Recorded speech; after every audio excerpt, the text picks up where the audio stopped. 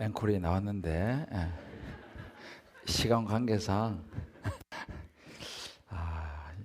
정말 세상에서 가장 귀한 특송이었죠.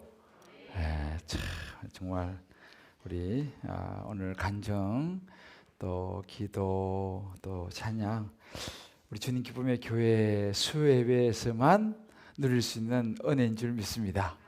우리 귀한 장로님들 다시 한번 뜨거운 축복과 감사와 영광을 박수합시다.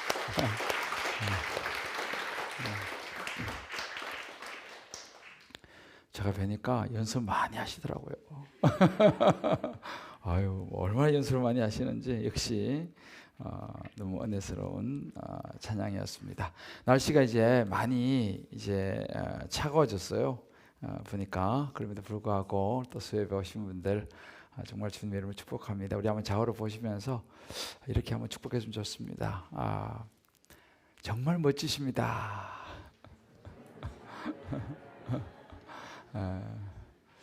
하나님의 이름으로 축복합니다. 할렐루야. 또 각 가정에서 또 예배드리시는 우리 모든 성도님들도 동일하게 주님의 이름으로 축복합니다. 오늘 참 좋은 그런 올해는 성탄 찬양이 굉장히 빨리 나오더라고요. 그죠? 오늘 12월 1일인데 아무튼 참 좋은 한 달이 또 시작된 것 같습니다. 성경에는 이 광야가 이제 많이 나오는데 광야는 아주 척박한 땅입니다. 아주 척박한 땅인데 바위들이 많은 그런 황량한 그런 땅을 우리가 이제 보통 광야라고 부릅니다. 예수님도 이제 광야에서 시험도 받으시고 그런 부분들이 있는데 그곳은 식물도 좀 살기 힘든 곳이에요. 광야는요. 아마 사진이 보면 아주 이렇게 파노라마 나오는데 이제 이런 곳이 광야입니다. 광야. 그러니까 풀 한 포기조차 없는 거죠. 그러니까 저런데 잘못 들어가게 되면 굉장히 위험해요. 목숨도 잃을 수 있는 그런 곳이 이제 광야입니다. 이제 사막은 주로 모래로 이제 형성된 곳이지만 위험한 것은 사실 사막이나 저런 광야나 비슷하다고 합니다. 저런 광야에서 우리가 어떻게 살아남을 수 있을까? 라는 것입니다. 보통 이제 사막하고도 비교를 하는데 스티브 도나휴라고 하는 사람이 쓴 사막을 걷는 6가지 방법 이제 이런 유명한 책이 있어요. 거기 보면 이제 6가지 방법을 제시하는데 그 중에 하나가 뭐냐면 지도를 따라가지 말고 나침반을 따라가라. 모래에 갇히면 타이어에서 바람을 빼라. 뭐 이런 이제 것을 제시합니다. 그러니까 이런 광야라든지 이런 사막에서는요, 자기 어떤 이런 감들을 너무 의지하지 말라는 거예요. 왜냐하면 이게 방향 잡기 쉽지 않기 때문에. 그래서 또 자기가 생각하는 것은 자기 촉이라는 것은 주관적일 수 있기 때문에 오히려 위험하다라고 하는 것입니다. 그러니까 이제 그럴수록 더 객관화하는 것이 이제 필요하다라는 것입니다. 이제 광야에 설수록 우리는 좀 더 객관화해야 된다. 근데 우리가 이 광야라고 하면 우리가 살아가는 이 세상 영적인 환경과 사실은 비슷하다고 볼 수 있습니다. 눈에는 뭐 굉장히 화려해 보이고 좋아 보일지 모르지만 실제로 많은 사람들이요 영적인 광야에서 자기도 모르게 목숨을 잃어가고 있고 쓰러지고 방황하고 고통을 당하는 이제 그런 상황들이 많습니다. 이제 우리가 지금 오늘 여러분 아마 계시록 12장을 읽었는데 이 무슨 말인가? 뭐 붉은 용이 나오고 해, 달, 별이 나오고 여자가 나오고 뭐 남자 애를 놓고 이게 무슨 말인가? 아마 여러분들이 상당히 어지러웠을 거예요, 그죠? 무슨 말인지 우리 한번 좌우에 한번 이렇게 위로합시다. 어지러워도 정상입니다. 그래 이게 뭐 굉장히 어려운 그런 내용인데. 이런 영적인 세계를 지금 이야기를 해주고 있습니다. 영적인 세계. 그러니까 이런 영적인 세계를 이제 우리가 좀 이해할 필요가 있는데, 오늘 제가 이제 이 영적인 부분들 여러분 조금 나눌 때 여러분들이 이런 거구나, 이게 좀 감을 좀 잡으실 수 있기를 바라요. 세상은요 두 세계가 있습니다. 두 세계가 있는데 한 세계는 보이는 세계가 있고 또 다른 세계는 보이지 않는 세계가 존재합니다. 또 하나는 영원한 것이 있고 하나는 영원하지 않은 것이 있습니다. 이게 이제 우리가 사는 이 세상이에요. 이것을 고린도서 4장 18절은 이렇게 이야기를 해줍니다. 우리가 주목하는 것은 보이는 것이 아니요 보이지 않는 것이니 보이는 것은 잠깐이요 보이지 않는 것이 영원하다. 그러니까 보이는 것과 보이지 않는 것을 이야기하면서 오히려 보이는 것은 잠깐이고 보이지 않는 것이 영원하다. 이게 이제 우리가 살아가는 세상의 두 세계입니다. 그러니까 우리가 이런 그 세상의 원리를, 우리 세상도 살아가려면 세상에 룰이 있잖아, 그죠? 마찬가지로 우리가 세상에서 영적인 세계 속에서 살아가기 위해서는 영적인 원리를 이해를 해야 됩니다. 그래서 여러분 그 서핑 같은 거 해보면요, 이 파도 타는 사람들 보잖아, 그죠? 파도가 굉장히 높습니다. 파도가 높아야지만이 오히려 이 서핑하시는 분들은 아주 스릴있게 잘 타는데, 그것도 파도를 탈 수 있는 사람이 아주 멋지게 타는 거지, 파도를 못 타면 그냥 휩쓸려서 빠지는 것처럼 우리도 마찬가지, 이 세상에 이 영적인 세계의 이 영적인 흐름을 잘 보면서 영적인 파도를 잘 타야 됩니다. 이 영을 분별하면서 이제 이것이 너무 중요해요. 그러면 우리가 흔히 말하는 성령 충만해지는 거예요. 그런데 영적인 이런 그 파도를 분별하지 못하고 잘못하면요, 이제 그야말로 영적으로 침체로 들어가는 것이죠. 이게 우리의 삶이에요. 이게 영적인 세계입니다. 그래서 오늘 우리가 이제 본문을 읽었습니다만 본문에 그런 이야기 나오죠.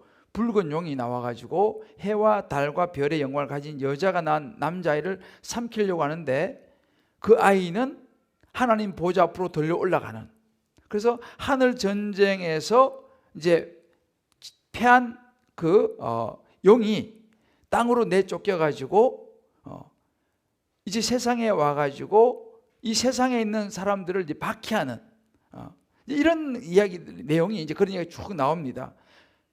그래서 쫓긴 용이 여자를 박해하는데 그 여자는 독수리의 도움을 받아가지고 광야로 또 이렇게 피신을 하게 되고 거기서 양육을 받고, 또 그런 용은 하나님의 계명을 지키는 예수님의 증거 가진 사람들하고 막 싸우고, 무슨 말인지 모르겠죠.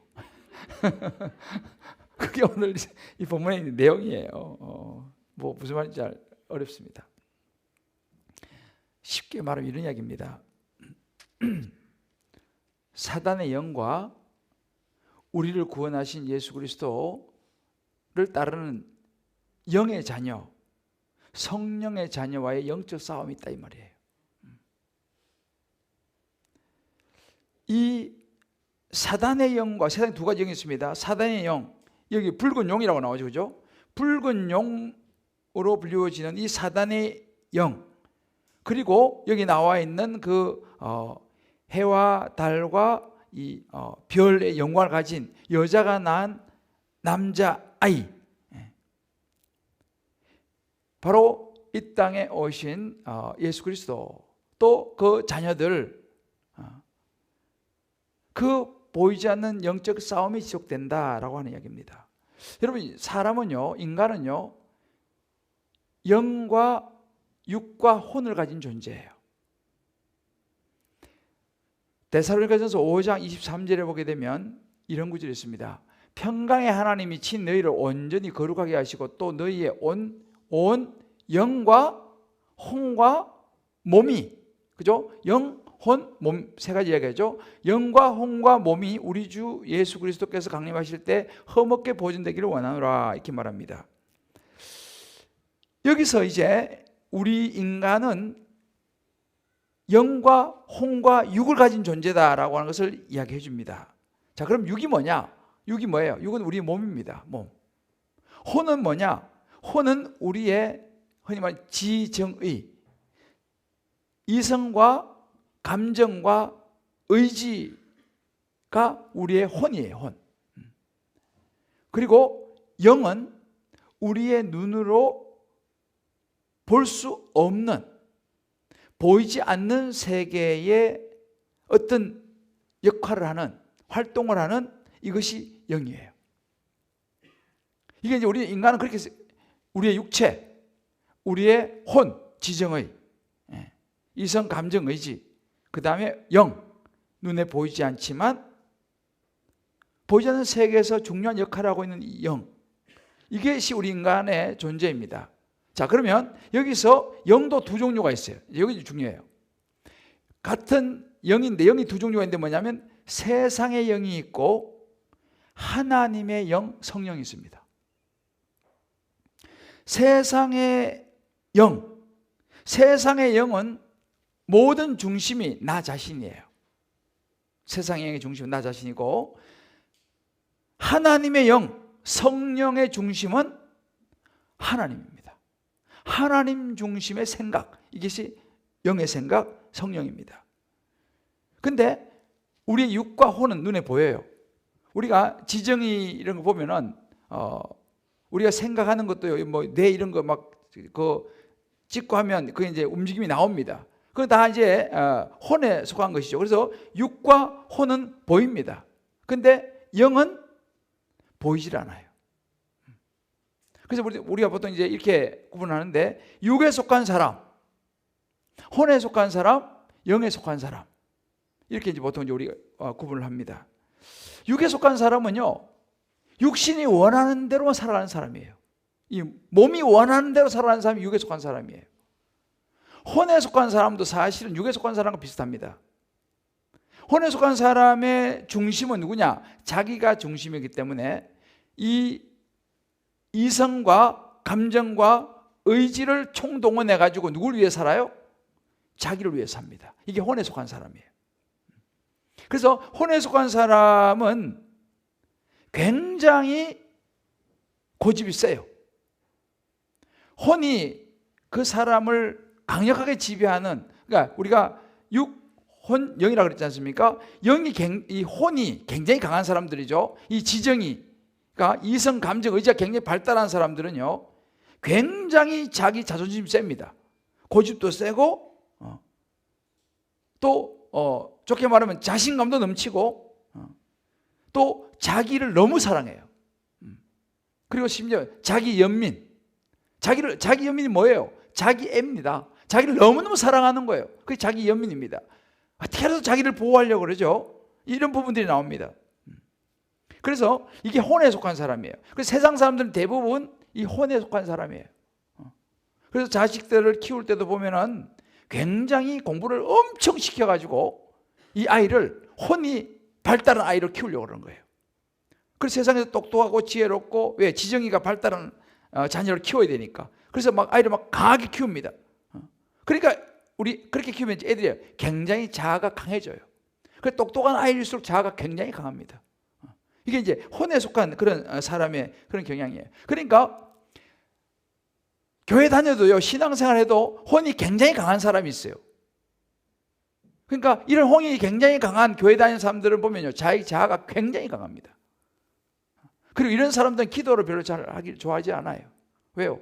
자기가 다 할 수 있다는 능력이 있는데 뭐 기도할 필요 뭐 있어요, 그죠? 그래서 혼에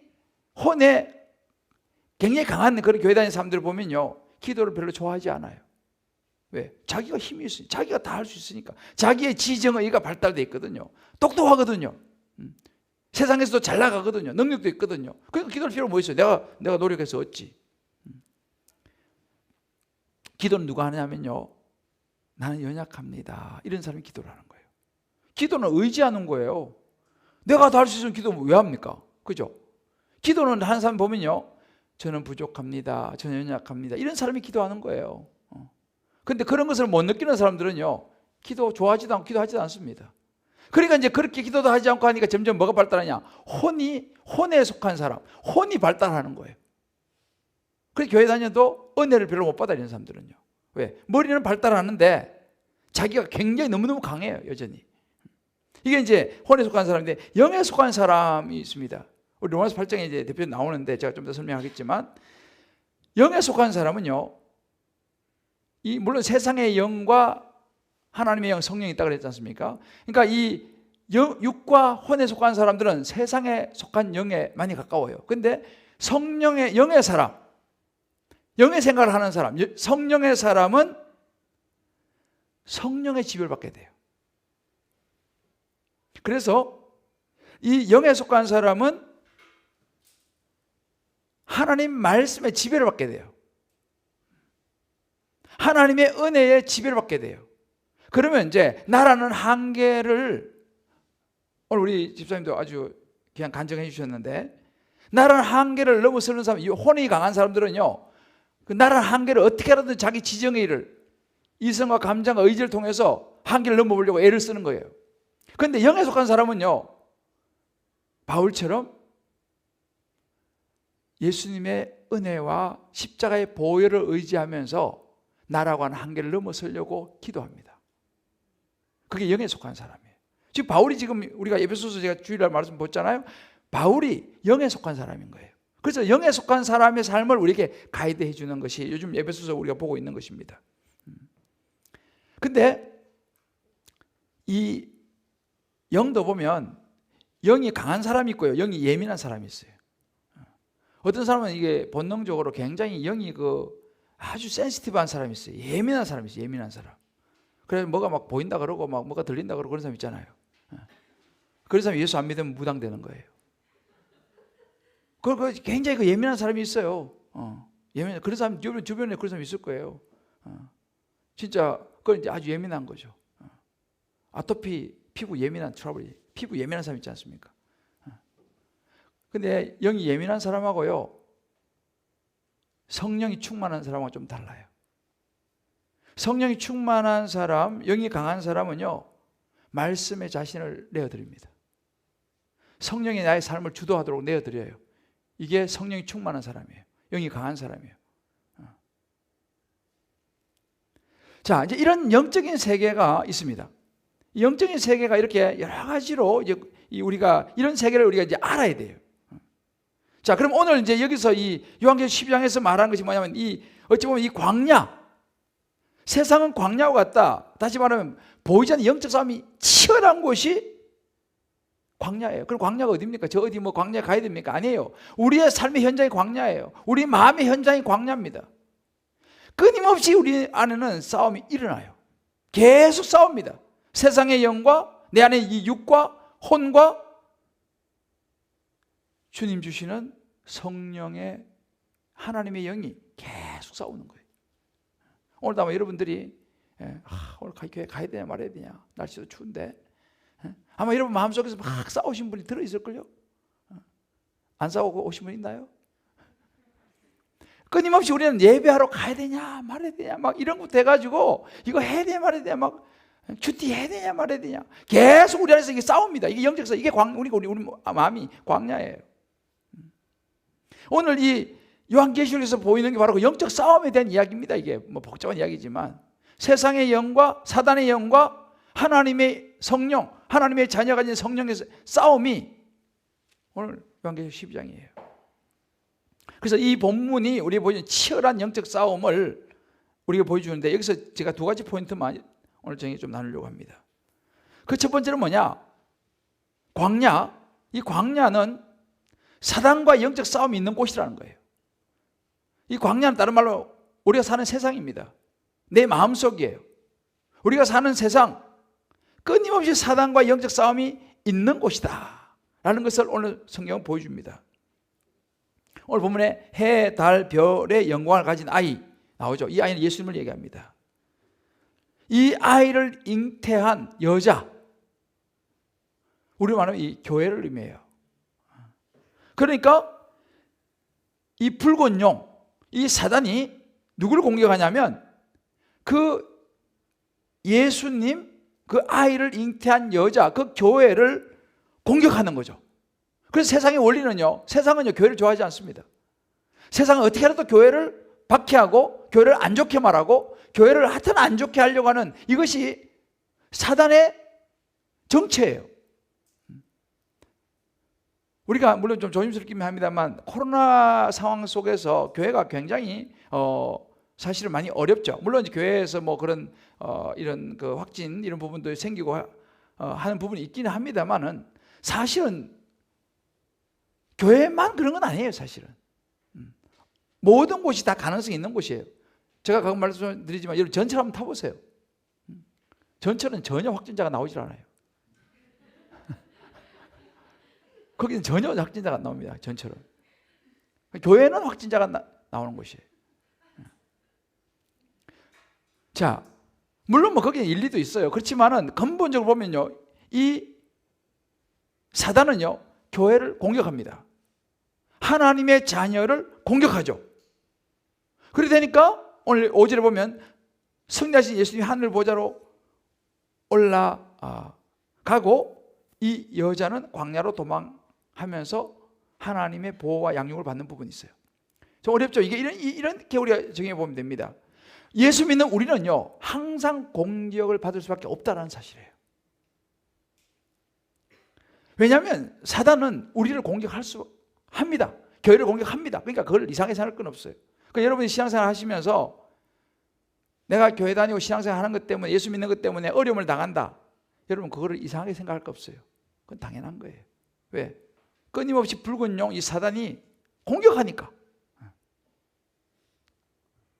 자, 우리 한번 자업을 이렇게 한번 이야기해 주십시다. 예수 믿는 것 때문에 어려움을 당하는 것 당연하다고 생각하세요.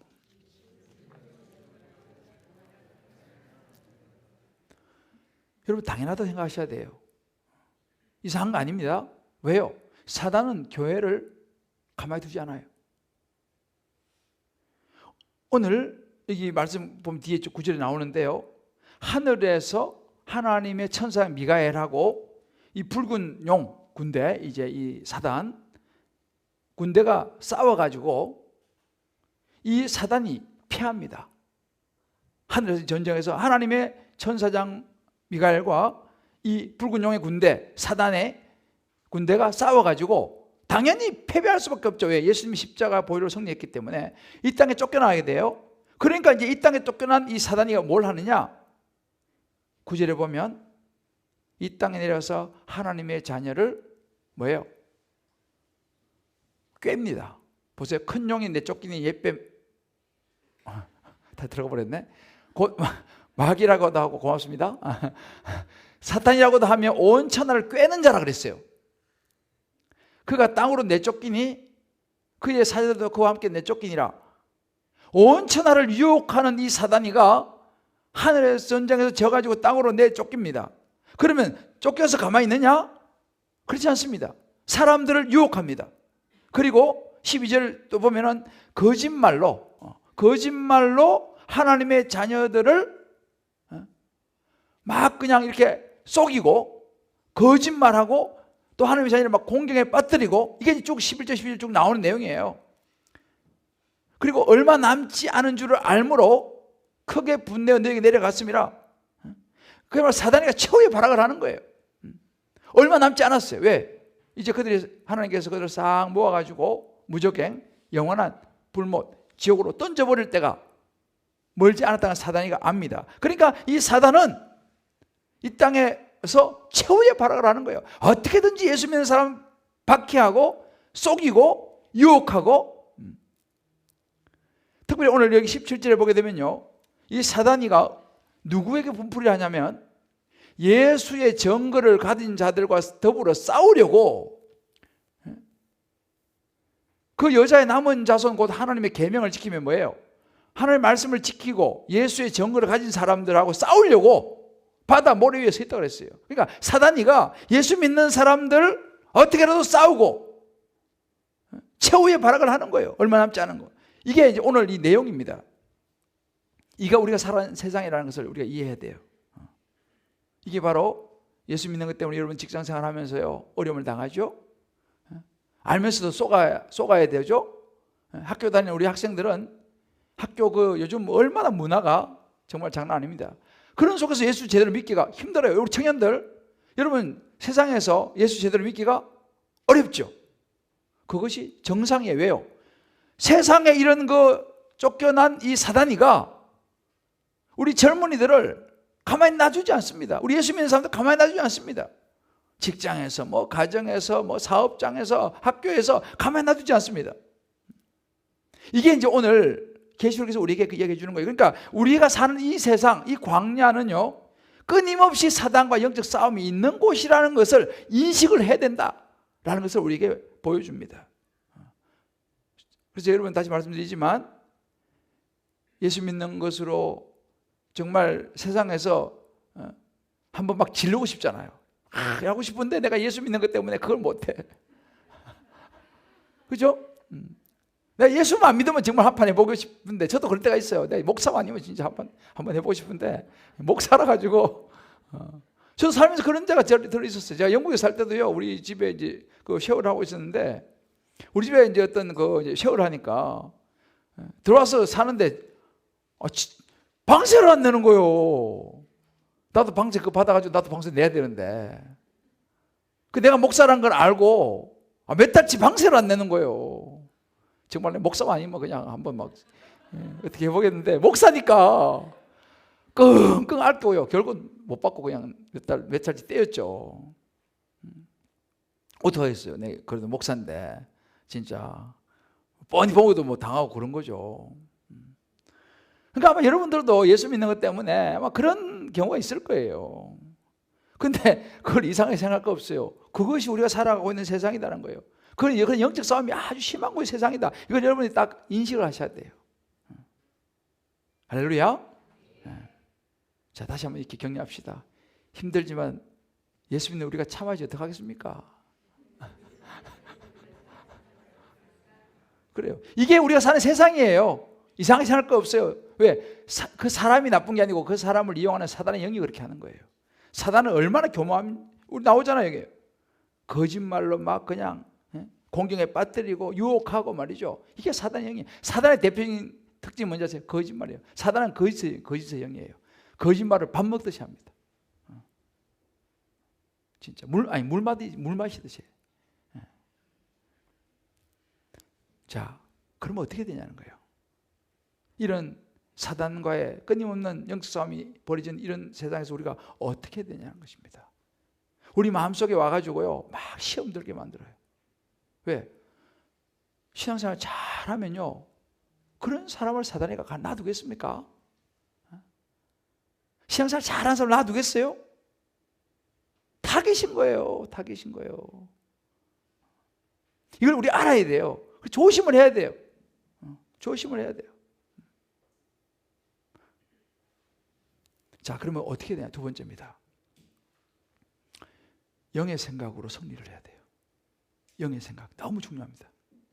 영의 생각. 이 세상에서 악한 영들을 분별하고 이겨내려면요, 우리는 영의 생각을 해야 돼요.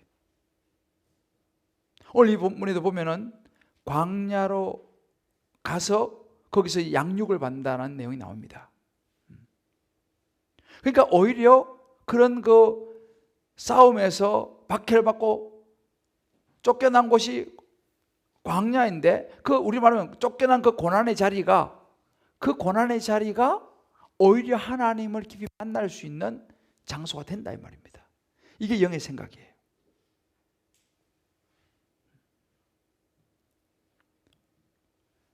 세상은요, 제가 지난번에 말씀드렸죠. 요한계시록 할 때 우리를 우는 사자처럼만 유혹하지 않아요.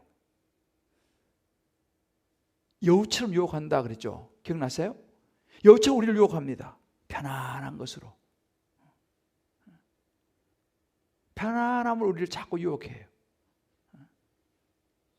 돈으로 유혹하고, 또 아주 인간적인 인본주의 이런 것을 유혹하고, 또 사람들과의 관계 있잖아요. 관계 속에서 관계를 살짝 비틀면서 또 시험 들게 만들고, 여러 가지 상황 속에서 자기도 모르게 살짝 비틀어지는 그런 상황에 직면하면서 우리가 신앙이 무너지고 시험 들고, 이것이 우리가 살아가는 이 세상인데, 그러면 어떻게 우리가 이런 사단들을 분별하며 이겨낼 수 있느냐? 오늘 11절 말씀 보게 되면 이런 구절이 있어요. 또 우리 형제들이 어린 양의 피와 자기들의 정언하는 말씀으로써 그를 이겼으니, 이게 중요한 거예요. 우리 형제 어린 양의 피, 예수 그리스도의 보혈과 자기들이 정언하는 말씀, 뭐예요? 하나님의 말씀으로 이겼다고 그랬어요. 결국은 우리가 이런 그 사단의, 이 세상의 영, 이 사단의 영을 분별해내고 싸워서 이기려면요, 우리 안에 예수님의 십자가의 보혈이 확실히 해야 될 줄 믿습니다. 너무너무 중요한 거예요. 그래서 제가 지난주에 얘기했잖아요. 교회 출석도 중요하지만 예수 믿어야 된다니까요.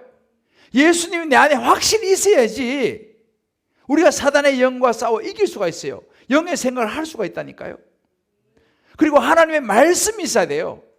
하나님 말씀이 있어야지 사단을 분별하고 이길 수가 있어요. 영의 생각을 할 수 있어요. 성경 말씀은 뭔지 아세요? 영의 생각이에요. 이 안에는 하나님의 말씀, 영의 생각이 가득 들어있어요. 그러니까 말씀을 붙잡아야 돼요. 근데 심지어 사단은 어떻게 하는지 아세요? 말씀을 보는 우리도 헷갈리게 만들어요. 그래서 우리가 영의 생각, 제가 이제 사역훈련 하면은 이걸 굉장히 강조합니다. 그래서 인사를 이렇게 하라고 그래요. 이걸 제 몸짓을 아는 사람과 모르는 사람이 있어요. 그래, 역시 우리 장로님 하시네. 영의 생각. 이걸 내가 꼭 훈련시킬 때 반드시 이야기합니다. 왜? 우리는 순간순간 사단이 우리를 노립니다. 그래서 항상 좌우를 보면서 눈이 개심치레하는 사람을 보면 영의 생각. 우리 인사하라는 거예요. 왜? 영의 생각을 순간적으로 놓쳐버리니까. 그래, 그 영의 생각은 하나님의 말씀을 붙잡아야지 영의 생각을 할 수 있는 거예요. 그래서 로마서 8장에 보면 5절에 육신을 따른 자는 육신의 일을, 영을 따른 자는 영의 일을 생각하니 육신의 생각은 사망이요 영의 생각은 생명과 평안이라고 했어요. 이 말은 뭐예요? 육신을 따른 자가 있고 영을 따른 자가 있다 이 말입니다. 그럼 육신을 따른 자는 자기들 육신의 일만 생각하는 거예요. 영을 따른 자는 영의 일을 생각하게 됩니다. 근데 육신의 생각은 나중에 결국 망하게 만들어요. 영의 생각은 생명과 평안을 우리를 인도합니다. 그래서 우리가 이 육신의 생각과 영의 생각을 잘 구분을 해야 됩니다. 영의 생각을 계속할 때에 우리가 사단과 싸워 이길 수 있어요. 자, 제가 이제 오늘은 내가 그 서울대 수학과 나오고 또 수학과 대학원 나오고 미국 UC 버클리 대학에서 수학으로 박사학위를 받은 그 고성준 씨라는 분이 있어요. 이분이 보니까 이제 이번에 다니엘 그 기도에 나왔던 분이에요. 이분이 목사가 됐어요. 이제 보니까 목사인데 이분이 쓴 책을 보니까 이 영의 이 생각에 대한 부분을 잘 정리를 해놨어요. 근데 그 보면 뭐가 있냐면 병든 영과 건강한 영의 특징을 설명을 하는 걸 제가 보면서 아주 이분이 그 부분을 참 잘 설명했어요. 병든 영과 건강한 영. 다시 말하면 이 병든 영이라는 것은 건강하지 못한 영이죠. 어찌 보면 세상의 영적으로 흘러가는 이런, 그러니까 병든 영과 건강한 영. 한번 여러분들이 들으시면서 한번 진단해 보세요. 나는 건강한 영, 정말 영의 생각을 하는 사람인가? 성령으로 충만한 사람인가? 아니면 육의 생각 쪽으로 자꾸 딸려가는 나도 모르게 병든 그런 생각을 하고 있는 사람은 아닌가? 이걸 한번 각자 여러분들이 한번 마음속으로 정리를 한번 해보세요. 이분이 이걸 굉장히 잘 정리하셨더라고요. 자, 그 첫 번째 특징이 뭐냐면 영이 약하면요, 그러니까 육의 생각 쪽으로, 혼의 생각 쪽으로 딸려가게 되면 죄의 유혹에 넘어가게 돼요. 그러면 세상에 그런 것 달콤한 것이 너무 좋은 거예요. 막 글로 막 가고 싶어요. 성경 막 펴면 막 잠이 와요. 이거 뭐 무슨 소리인지 모르겠어. 뭐 이걸 보냐? 이런 생각이 막 드는 거죠. 근데 세상에서 막 오징어 게임 그럼 막 정신을 못 차려 막. 자, 이렇게 죄의 유혹 쪽으로 막 끌려가는 우리 영이 끌려간다면요, 이거는 병든 영. 영이라는 거예요. 그런데 하나님 말씀에 순종을 하고 싶은 생각. 우리 영이 강해지면요, 말씀이 너무 달아요. 말씀이 너무 달다. 물론 이해는 잘 안 되지만 아무튼 참 말씀이 너무 달고 뭐 왠지 막 순종하고 싶고 말씀에 순종하고 싶어요. 이거는 건강한 영이에요. 말씀에 순종하고 싶은 거예요. 그리고 말씀에 순종하는 것이 부담이 별로 안 돼. 이건 건강한 영입니다. 이런 사람이 성령 충만한 사람이에요. 말씀에 순종하니 별로 부담이 안 되고 말씀이 하여튼 좋은 거예요. 다 이해는 안 되지만 아무튼 감사한 거예요. 좋은 거예요. 이게 이제 우리의 영이 강해지면, 건강한 영이 되면 말씀에 순종하고 싶어진다는 거예요. 약해지면 세상 유혹적으로 자꾸 끌려가는 거죠. 두 번째는요, 우리의 영이 약해지잖아요. 우리 영이 약해지면 불안이 몰려오는 거예요. 두려운 게. 평안이 없어요. 육이 우리 감정을 딱 지배해버리기 때문에 우리 마음이 막 불안하고 평안이 없어요. 왜? 내가 막 다 해야 되니까. 내가 막 모든 걸 다 해야 되니까 막 불안해져요. 그러니까 우리 자녀를 볼 때도 막 불안한 거예요. 왜요? 내가 영이 약해지니까 자녀를 보면서 막 불안하고 막 어떻게라도 해야 될 것 같고 막 이런 생각 막 몰려오는 거예요. 그거는 우리 영이 약해지면서 세상에 우리를 또 들어오는 거죠. 다른 애들 보니까 막 공부도 막 너무 잘하고 막 너무너무 잘 나가는 거예요. 근데 우리 애는 보니까 교회에서 찬송만 부르고 있어. 야, 이래서 얘가 뭐가 될 거냐 이거 지금. 막 불안해.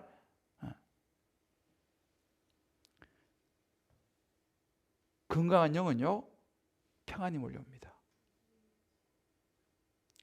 그래, 하나님께서 우리 자녀를 인도하실 거야. 너희 길을 여호와께 맡기라. 그러면 그가 그 길을 지도하시리라. 그래, 맞아. 하나님이 인도하실 거야. 평안이 몰려오는 거예요. 이것은 건강한 영이에요. 불안과 평안의 차이예요.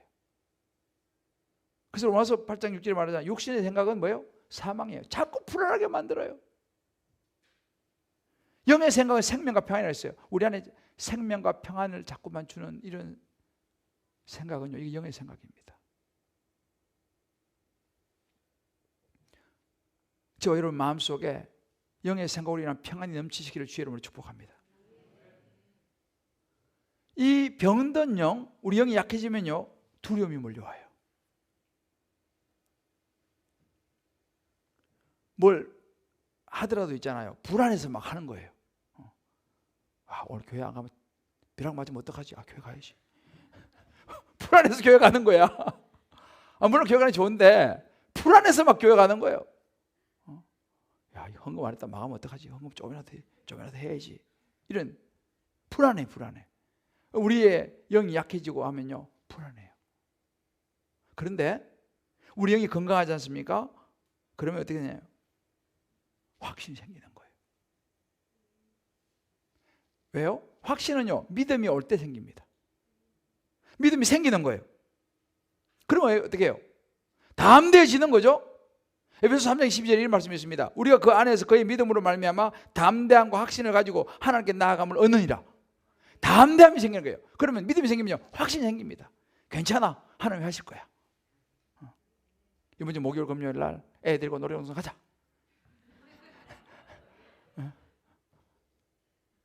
하나님께 맡기고 가자. 확신이 생기는 거예요. 이게 영이 강해지니까, 이제 영이 강해지면 확신이 생깁니다. 믿음이 생기는 거예요. 그러다 애 데리고 놀러 가는 것만 확신이 생기는 그런 말은 아니고, 그러나 각자 상황 속에서 그래 괜찮아, 하나님 책임지실 거야 라고 믿음이 생기는 거예요. 이 확신이 생기는 거예요. 이것이 뭐예요? 이 영의 생각입니다. 이 영의 생각이에요. 이걸 잘 분별하셔야 돼요. 두려움은요, 영의 생각이 아니에요. 하나님은 우리에게 두려운 마음을 주지 않습니다. 두려운 마음이 올라와 어떡하지 이러면요, 딱 요거는 요게 생각이구나, 딱 잘라야 돼요. 믿음과 확신, 영의 생각이구나. 네 번째는요, 불평과 감사가 있어요. 제가 이제 지난주에 이제 이 부분 나눴었는데, 우리가요, 영이 건강하지 못하잖아요. 영이 약하잖아요. 날마다 원망하고 불평하고, 이건 이래서 문제고 저건 저래서 문제고, 마음에 드는 사람이 한 명도 없어. 이 사람은 이래서 별로고 저 사람은 저래서 별로고, 하여튼 그런 사람이 있어. 그죠? 당신 세상에 마음 드는 사람이 누구야 도대체? 아무도 없어. 그러니까 모든 것이 문제인 거예요. 모든 것이 원망이고 모든 것이 불평인 거예요. 왜요? 그건 영의 생각이 아니에요. 그 우리 영이 자꾸만 세상 영을 따라가니까 비교하고 있잖아요. 우리 육을 따라가고 혼을 따라가니까 자꾸 비교하고 하니까 감사가 나올 리가 없죠. 불평은요, 영의 생각이 아닙니다. 딱 보여야죠. 불평은 영의 생각이 아니에요. 영의 생각이 뭐라고요? 감사가 영의 생각이에요. 감사가요. 범사에 감사하라. 그죠? 항상 기뻐하라. 영의 생각은 감사합니다. 할렐루야. 불평은 영의 생각 아니에요, 여러분들. 이걸 다 구분하셔야 돼요. 불평은 영의 생각 아닙니다. 감사가 영의 생각이에요.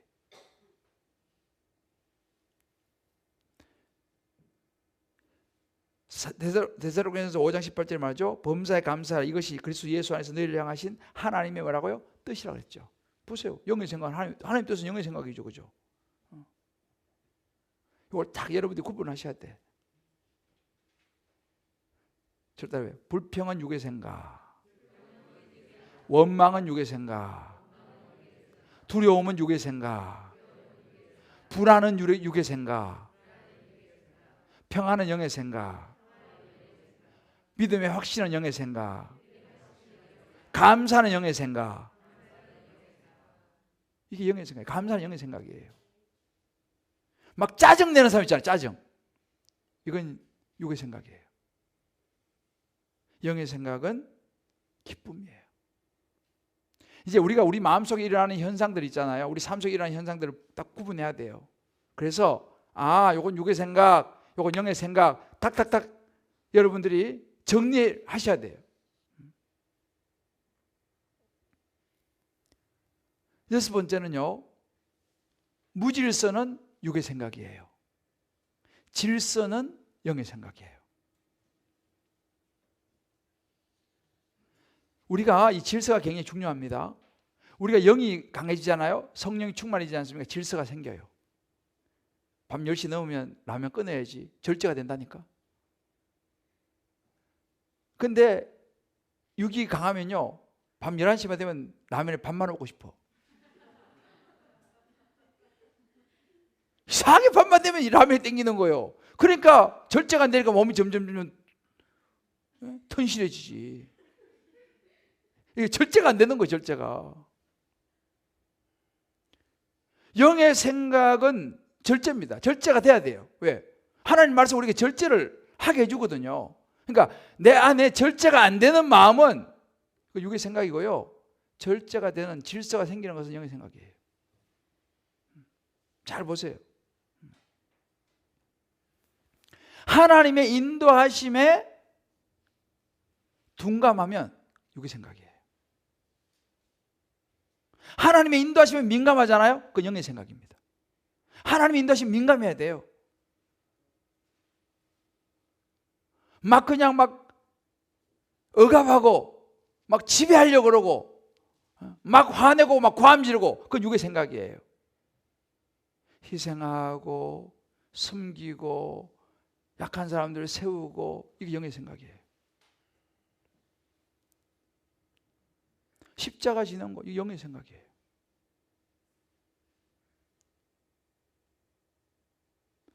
육체의 열매, 육의 생각이에요.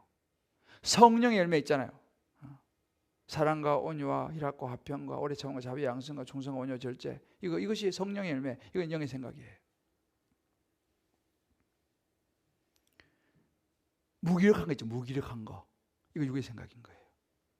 무기력한 거, 이거 육의 생각인 거예요. 다 하기 싫고 그냥 막 모든 거 그냥 다 내려놓고 싶고 있잖아요. 이번이 마지막이다. 새해부터는 좀 쉬어야지. 목사님 찾아가야지. 영이 약해지면 그런 생각이 들어요. 영이 약해지면 그런 생각이 든다니까요. 자꾸 그만하고 싶어요. 내려놓고 싶어요. 빌보서 4장 13절 이런 말씀이 있어요. 내게 능력 주신 자에서 내가 모든 것을 할 수 있느니라. 할 수 있다는 마음은 영의 생각인 거예요. 내가 해야지, 이게 영의 생각인 거예요. 십자가를 내가 져야지, 영의 생각인 거예요. 자꾸만 십자가 딴 사람한테 막 미루고 말이지. 좀 지세요. 저는 많이 졌잖아요. 이거 육의 생각인 거예요. 자, 대충 좀 여러분 마음에 영의 생각과 육의 생각이 좀 정리가 되세요? 어느 쪽인 것 같아요, 여러분들은요? 자, 옆에 한번 물어요. 어느 쪽인 것 같사옵니까?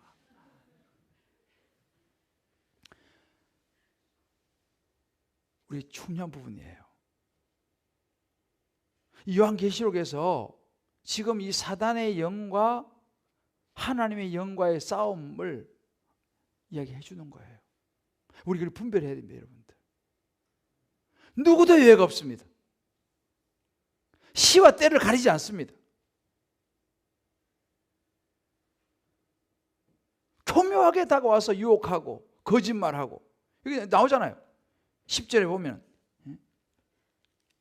우리 형제들을 참소하던 자, 곧 우리 하나님 앞에서 밤낮 참소하던 자. 형제들 참소 뭐예요?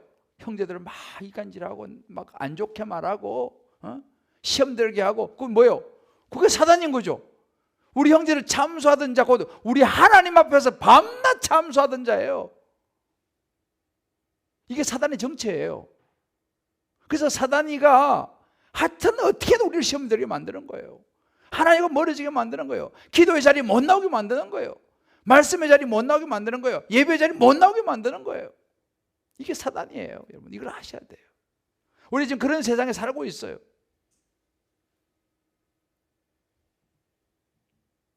우리는요, 영이 강해져야 돼요. 영이 강해져야 돼요.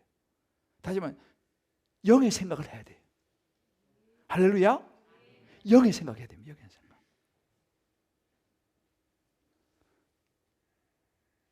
우리 사랑하는 성도 여러분, 이 시대는요, 이 코로나로 인해서 사단은 점점 우리로 하여금 하나님 말씀에서 멀어지게 만들어요. 예배 자리 멀어지게 만들고요, 말씀의 자리 멀어지게 만들죠, 기도의 자리 멀어지게 만듭니다. 코로나가 사단이 아니에요. 코로나는 전염병이에요. 그러나 그 전염병을 누가 이용합니까? 그게 바로 사단이에요. 이 영분별을 해야 돼요, 여러분들. 너무너무 중요해요. 정말 영의 생각해야 됩니다. 영의 생각해야 돼요. 그러면 어떻게 하면 끊임없이 우리 영의 생각을 할 수 있느냐? 오늘 요한계시록에서 분명히 보여주는 거예요. 예수님께서요, 광야 시험 받을 때에 무엇으로 사단을 물리쳤습니까? 뭘로 물리쳤어요, 예수님? 말씀으로 물리쳤어요. 우리 안에 말씀이 있어야 돼요. 할렐루야. 근데 말씀을 볼 때도 있잖아요. 혼자 이렇게 말씀 보면요, 사단이 우리 속일 수 있어요. 왜? 말씀 보는데 이상하게 생각할 수도 있잖아요, 그죠? 그래서 우리는 때로는 말씀의 객관화가 필요해요. 그래서 뭐가 필요한지 아세요? 소그룹이 필요한 거예요. 다락방이 필요한 거예요. 다락방에서 물어봐야 돼요. 내 생각이 옳습니까? 물어봐야 돼. 여러분, 제가 가끔 이야기하죠. 보이스피싱의 특징이 뭔지 아세요? 절대 딴 사람하고 말 못하게 만들어요.